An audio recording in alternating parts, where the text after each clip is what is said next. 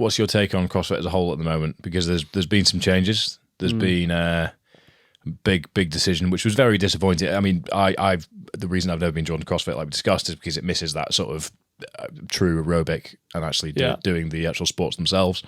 It's just not, no slight on it whatsoever. It's just not been that I'm really excited to wake up and do this thing for me ever. But I've always enjoyed watching it. I've always enjoyed the methodology. I've always enjoyed interacting with the sport.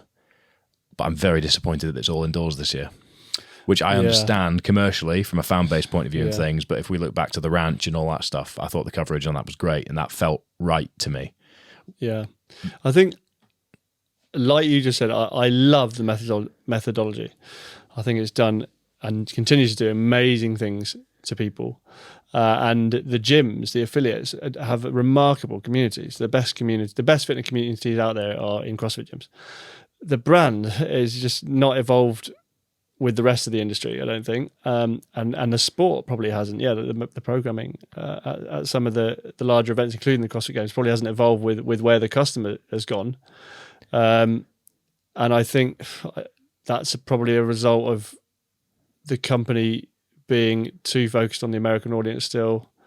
I saw a lot of backlash to there was the step up workout, there was the hero workout that essentially was in honor of, I think there was a big marketing push about the American hero, and there were a lot of countries saying, just remember that not everybody, one, believes that this person is a hero, nor two, cares about America and the level that you do with this marketing campaign for a global brand. And there were a lot of people putting very polite, formulated arguments together, which really made me think about that. That was the first time I really thought exactly that, which is, oh yeah, you can really see I mean, GoRuck, not available anywhere outside the US, really. Yeah, I think there's some strange. I'd summarise it as maybe there's a lot of strange commercial decisions that would probably have been different if some of the exec team or board were from outside the US.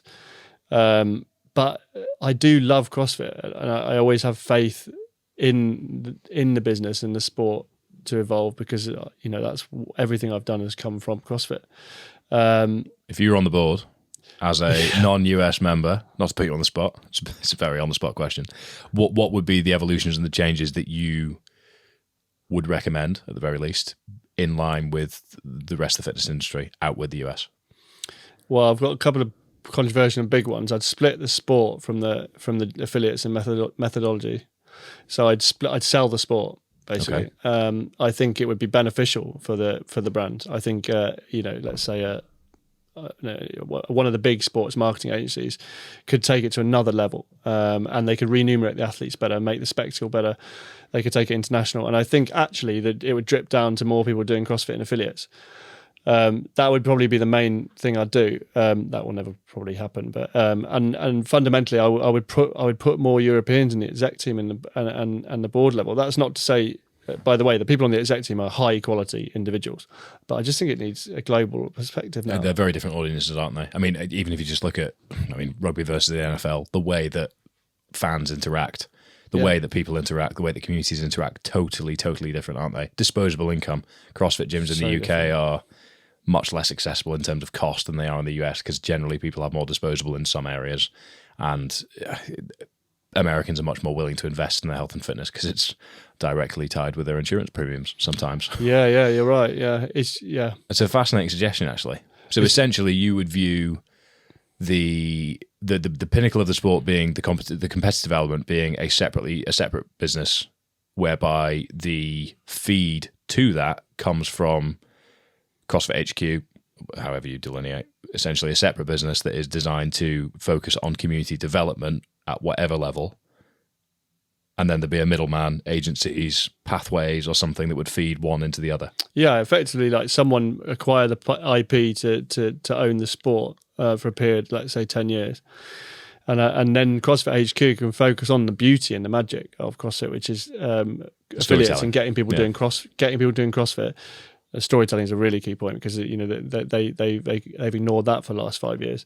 I personally think it'd be really healthy for the sport, because I think it's a really complex business. It's got affiliates, so it's revenue. There's a revenue piece here, and then there's coaching coaches, so level 1, level 2, level 3, there's a revenue stream here.